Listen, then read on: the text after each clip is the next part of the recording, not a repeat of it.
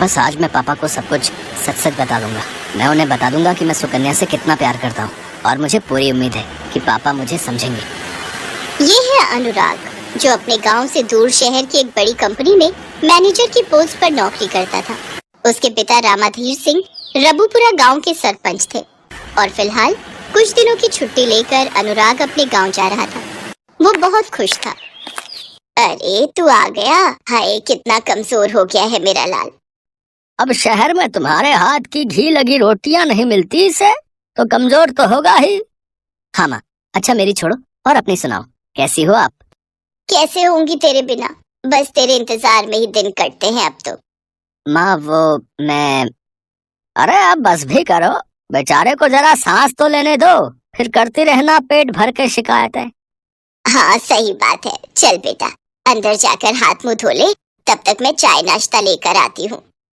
अनुराग के पिता रामाधीर सिंह बहुत पैसे वाले आदमी थे, साथ ही गांव के दबंग भी। लेकिन बाहर वालों के लिए रामाधार सिंह चाहे जैसा भी हो, पर अपने बेटे के लिए उनके दिल बहुत नरम था। और बताओ बेटा, नौकरी कैसी चल रही है? जी पापा सब बढ़िया है।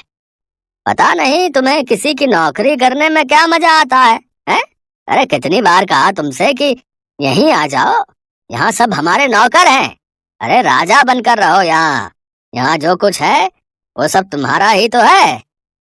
पापा अगर मुझसे नौकरी नहीं करवानी थी तो फिर मुझे आपने शहर भेजा ही क्यों? वो तो हमने इसलिए तुम्हें शहर भेजा था ताकि तुम अच्छी पढ़ाई लिखाई कर सको, गांव भर में हमारा नाम हो। वहाँ नौकरी वोकरी करने को किसने कहा तुमसे? अरे यहाँ गांव में कितनी जमीन है हमारी, तुम्हें अंदाजा भी है? अरे हाँ पापा, जमीन से याद आया कि वो आप फोन पर किसी जमीन का जिक्र कर रहे थे। अब बताइए क्या मसला था वो? अनुराग की बात सुनते ही रामाधार और जमुना एकदम शांत हो गए। ऐसा लगा जैसे अनुराग के उस सवाल से दोनों को सांप सूंघ गया हो। तभी रामाधार ने हिचकते हुए कहा, हाँ हाँ वो जमीन अब हमारे कब्जे में है, उसे मैंने अपने खेतों में मिला लिया है। पर पापा है तो ये गलत बात ना, आपके पास पहले से ही इतनी जमीन है, तो फिर वो जंगल की जमीन कब्जाने की आखिर जरूरत क्या थी? और ऐसा करने पर वन विभाग के किसी अफसर ने कुछ नहीं कहा क्या आपको? अरे बेटे यहाँ सब बिकता है, ऊपर तक अफसरों को पैसा खिलाया है हमने, तब जाकर उस जमीन के कागज हाथ में आए हैं।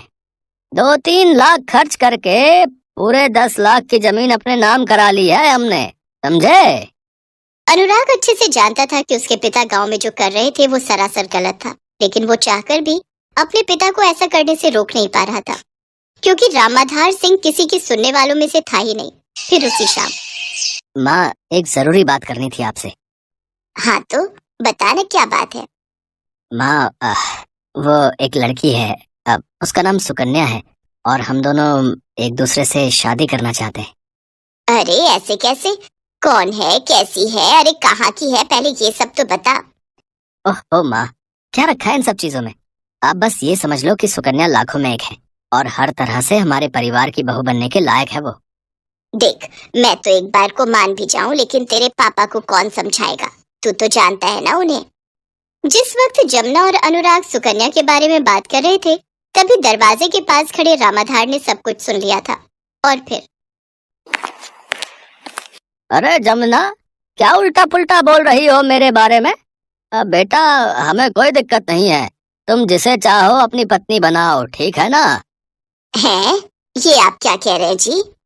हाँ हाँ मैं ही बोल रहा हूँ। अरे भाई, अपना अनुराग नए जमाने का लड़का है और उसे अपने फैसले लेने का पूरा अधिकार होना चाहिए। अब आप सच कह रहे हैं पापा। ओह पापा, you are great, thank you so much पापा। अपने पिता की सहमति मिलने से अनुराग बहुत खुश था। वो ये बात सुकन्या को बताने के लिए फौरन घर से बाहर निकला और अनुराग के वहां से जाता ही। तुम्हारा दिमाग खराब है क्या जमुना? अनुराग मेरी औलाद है, उसे जो करना है वो करके ही रहेगा, समझी ना? तो उसे रोकने का कोई मतलब नहीं है। बाकी अगर लड़की हमारे लायक निकली तो ठीक, वरना हम कर देंगे उसका भी कुछ इंतजाम। इसके बाद अनुराग सुकन्या को लेकर अपने घर आया। सुकन्या अनाथ थी और देखने में बहुत सुंदर भी, इसीलिए रामाधार को उससे कोई खास दिक्कत नहीं हुई। फिर कुछ ही दिनों में बड़े धूमधाम के साथ अनुराग और सुकन्या की शादी हो गई। और फिर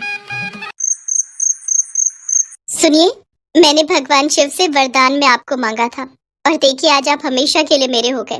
तो अब मैं भोले बाबा का धन्यवाद करना चाहती हूँ। हाँ बताओ ना, कहाँ ले चलूं तुम्हें? उज्जैन महाकाल चलोगी या केदारनाथ धाम की यात्रा पर चलें? बताओ। नहीं नहीं, इतनी दूर जाने की जरूरत नहीं है। वैसे भी भोले शंकर तो हर जगह है। अच्छा एक बात तो बताइए, ये हमारी हवेली में हर जगह लठैत क्यों बैठे रहते हैं? वो दरअसल हमारी सुरक्षा के लिए हैं। वो सब पापा के आदमी हैं। पिछले कई सालों से हमारे परिवार की खिदमत में लगे हैं सबके सब। अच्छा, तब तो हमें इन लोगों को कुछ इनाम देना चाहिए। बात तो सही कह रही हो तुम, पर हम क्या कर सकते हैं इनके लिए?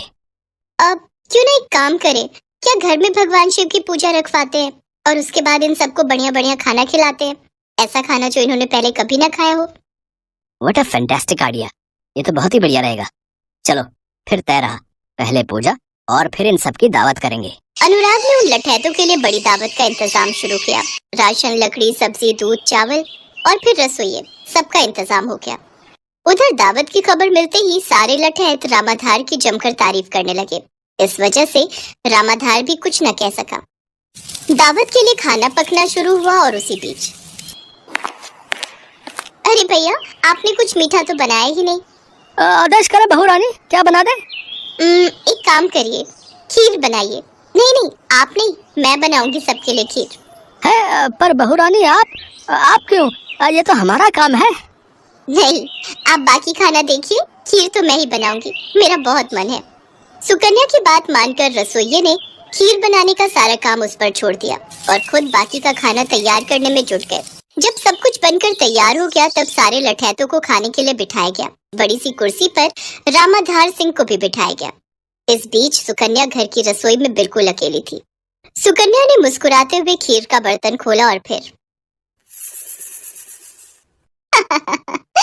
बस कुछ देर और। अरे पापा जी आप खाइए ना, जब तक आप खाना नहीं शुरू करेंगे ये लोग भी नहीं खाएंगे। हाँ आप सुकन्या ऐसा करो, मेरी भी थाली लगा दो, बहुत भूख लगी है। अब नहीं जी, आप तो आज की दावत के मेजबान हैं। आप और मैं सबके बाद खाएंगे, बस थोड़ी देर की तो बात है। अच्छा चलो ठीक है। सबने पेट और मन भरकर खाना खाया। खास तौर पर सुकन्या की बनाई खीर तो सबको बहुत पसंद आ रही थी। लेकिन फिर थोड़ी देर बाद अचानक रामाधार ने अपना गला पकड़ लिया। वो कुछ बोल नहीं पा रहा था और देखते ही देखते उसके मुंह से झाग निकलने लगा। वो जमीन पर गिरकर तड़पने लगा और ठीक ऐसा ही हाल उन सबका भी था जो खाना खाकर निपटे थे। बचाओ! क्या हुआ पापा? अरे कोई एम्बुलेंस को बुलाओ। पापा आपको कुछ नहीं होगा? नहीं, अब ये नहीं बचेगा और ये क्या इनमें से कोई भी नहीं बचेगा अब। सुकन्या की आवाज वहाँ गूंज रही थी। जैसे ही सबने उसकी तरफ देखा सबकी आंखें खुली रह गईं। सुकन्या वहाँ एक इच्छाधारी नागिन के रूप में खड़ी थी। क्यों रामाधार, पहचाना नहीं मुझे? ध्यान से देख और याद कर, मैं वही नागिन हूँ जिसका पूरा परिवार तबाह कर दिया था तूने और तेरे इन लठैतों ने। ये क्या बोल रही हो सुकन्या? और तुम नागिन? ये कैसे हो सकता है? ये सच है, मैं एक इच्छाधारी नागिन हूँ और इसी गांव के पास वाले जंगल में अपने नाग के साथ रहती थी। मगर इस रामाधार ने जंगल की जमीन को हड़पने के चक्कर में मेरा घर उजाड़ दिया और जब मैंने और मेरे नाग ने इसका विरोध किया तो तुम्हारे इन लठैतों ने मेरा घर ही जला दिया, मेरे नाग को मार दिया और मेरे अंडों को भी जला दिया। मेरा सब कुछ एक पल में तबाह हो गया और आज जाकर मेरा बदला पूरा हुआ। मैंने ही इस खीर में अपना जहर मिलाया था जिसकी काट किसी के पास नहीं। तो इसका मतलब मैं सिर्फ एक मोहरा था तुम्हारे लिए? हाँ ऐसा कह सकते हो, लेकिन मैं जानती हूँ कि तुम अपने बाप की तरह नहीं हो, इसीलिए मैं तुम्हें छोड़ रही हूँ। और मैंने जो तुम्हारे साथ किया, हो सके तो उसके लिए मुझे माफ कर देना। इतना कहते ही सुकन्या ने रामाधार और उसके लठैतों की तरफ देखा। वो सब मर चुके थे। सुकन्या नागिन के रूप में जंगल की तरफ चली गई और वहाँ खड़ा अनुराग और उसकी माँ जमुना बस आंसू बहाते ही रह गए।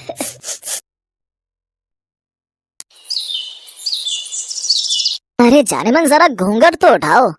मनोहर की आज सुहागरात है इसलिए वो बहुत खुश है। उसकी शादी नहीं हो रही थी, बहुत मुश्किल से उसे एक लड़की मिली है। बिस्तर पर बैठते ही मनोहर ने लड़की का घूंघट उठा दिया और घूंघट उठाते ही मनोहर चौंक गया। उसने देखा कि घूंघट के नीचे कोई लड़की नहीं बल्कि एक नागिन है। अरे ये क्या? दूर हो जाओ मुझसे, दूर हो जाओ। मनोहर कमरे से दौड़कर निकल गया। नागिन नागिन, मेरे कमरे में नागिन है। क्या हुआ मनोहर, तुम दौड़ क्यों रहे हो? मेरे कमरे में नागिन है। कहाँ? चलो देखते हैं। मनोहर के साथ वो आदमी कमरे में घुसा और देखा बिस्तर पर एक सुंदर सी लड़की बैठी हुई है। कहाँ है नागिन? ये तो तुम्हारी बीवी है, लेकिन मैंने अभी अभी नागिन को देखा था। तुमने जरूर कोई सपना देखा होगा। मनोहर ने और कुछ नहीं कहा और वो चुपचाप सो गया। उसने अपने आप को तसल्ली देने की बहुत कोशिश की। हाँ, मैंने जरूर कोई सपना देखा है, वरना ऐसा थोड़ी होता है। मनोहर सो गया और उसकी बीवी हंसने लगी। हंसते हंसते वो सच में नागिन बन गई और खिड़की से निकल गई। आज से करीब 100 साल पहले बेला नागिन यहीं पर रहती थी। तब यहाँ घना जंगल हुआ करता था। बेला नागिन शांतनु नाम के इच्छाधारी नाग से प्यार करती थी और मनोहर पिछले जन्म में एक सपेरा हुआ करता था। वो पूरा दिन सांप ढूंढता फिरता था। आज बस एक सांप मिल जाए, उसे बेचकर मैं घर चला जाऊंगा। बहुत ढूंढने के बाद मनोहर को एक सांप मिला और वो चला गया। मनोहर से जंगल के सभी नाग और नागिन डरते थे। सारी नागिन अपने बच्चों को मनोहर के नाम से डराती थी। जल्दी जल्दी सो जा, नहीं तो मनोहर सपेरा आ जाएगा और तुझे उठा कर ले जाएगा। ये सुनकर सारे बच्चे डर भी जाते थे। ऐसे ही जिंदगी चल रही थी। बेला नागिन ने एक दिन शांतनु से कहा, शांतनु, मैं तुमसे बहुत प्यार करती हूँ, क्या तुम मुझसे शादी करोगे? हाँ, मैं भी तुमसे बहुत प्यार करता हूँ बेला। मैं सिर्फ तुमसे ही शादी करना चाहता हूँ। शांतनु और बेला की प्रेम कहानी शुरू हो गई और कुछ ही दिनों में ये बात नाग और नागिनों के बीच में फैल गई। पता है, बेला और शांतनु का कुछ चल रहा है। हाँ, मुझे पता है, कल ही उन लोगों को एक साथ देखा था मैंने। बेला ने अपने घर वालों को भी बता दिया और शांतनु ने अपने घर वालों को। सभी राजी हो गए। इतने में एक दिन दोपहर को अकेली बेला नागिन एक झील के किनारे गई। कुछ ही दिनों बाद मेरी शादी है। मुझे तो सोचकर ही शर्म आ रही है। बेला अपने ही मन में गुनगुनाती रही। इतने में वहाँ मनोहर सपेरा आ गया और उसने बेला नागिन को देख लिया। बेला बहुत खूबसूरत थी, इसीलिए पहली नजर में मनोहर को बेला पसंद आ गई। अरे वाह, कितनी सुंदर नागिन है। काश मेरी शादी ऐसी सुंदर लड़की से हो जाए। अरे मैं तो इसी से शादी कर सकता हूँ। मैं इससे शादी की बात करके देखता हूँ। मनोहर बेला के सामने गया। इच्छाधारी नागिन, तुम्हारा नाम क्या है? मेरा नाम बेला नागिन है, लेकिन तुम कौन हो? मैं मनोहर हूँ। मनोहर? इसका मतलब तुम ही हो वो दुष्ट सपेरा? दुष्ट? नहीं नहीं, मैं तो अच्छा आदमी हूँ। मैं तुमसे एक जरूरी बात करने आया हूँ। हाँ बोलो। तुम मुझे बहुत पसंद आ गई हो, क्या तुम मुझसे शादी करोगी? ये सुनकर बेला नागिन जोर से हंस पड़ी। मैं और तुमसे शादी? एक नागिन और एक सपेरे की शादी? बेला हंसती रही। मनोहर को बहुत बुरा लगा। एक सपेरे को ठुकरा रही हो तुम, सोच लो। मेरी शादी तय हो चुकी है शांतनु के साथ। तुम भागो यहाँ से। बेला ने मनोहर को भगा दिया। मनोहर बहुत गुस्सा हो गया। मुझे ठुकरा दिया उस नागिन की बच्ची ने। उसकी इतनी हिम्मत। मुझे वही नागिन चाहिए, उसी के साथ मैं सुहागरात मनाऊंगा। बहुत सोचने के बाद मनोहर ने एक प्लान बनाया। शांतनु से उसकी शादी तय हुई है ना, मैं शांतनु को ही गायब कर दूंगा। उस रात शांतनु किसी दोस्त के घर गया हुआ था। दोस्त के घर से वो अपने घर लौट रहा था। रात हो गई थी और जंगल का रास्ता था। तभी उसे कहीं से बीन बजने की आवाज सुनाई दी। ये बीन कहाँ से बज रहा है? मेरा सर चकरा रहा है। शांतनु बेहोश हो गया और तभी वहाँ मनोहर आ गया। उसके हाथ में बीन थी। अब शांतनु मेरे कब्जे में है। अब क्या करोगी बेला नागिन? मनोहर ने शांतनु को उठा लिया और वहाँ से चला गया। अगले दिन बेला शांतनु को ढूंढने लगी, लेकिन शांतनु कहीं पर नहीं मिला। क्या हो गया? शांतनु कहाँ चला गया? तब पीछे से मनोहर आया और कहने लगा, शांतनु को ढूंढ रही हो क्या? हाँ, शांतनु मिल नहीं रहा है। कहीं तुमने तो कुछ? शांतनु को मैंने अगवा किया है। अगर शांतनु को जिंदा देखना चाहती हो तो तुम्हें मुझसे शादी करनी होगी। शैतान सपेरा! ये कहते हुए बेला मनोहर को डसने के लिए आगे बढ़ी। मुझे मारने से शांतनु वापस नहीं आएगा। मुझसे शादी कर लो, सिर्फ मैं ही शांतनु को बचा सकता हूँ। बेला के सामने और कोई रास्ता नहीं बचा। वो राजी हो गई, लेकिन उसने मनोहर को मारने का प्लान बना लिया।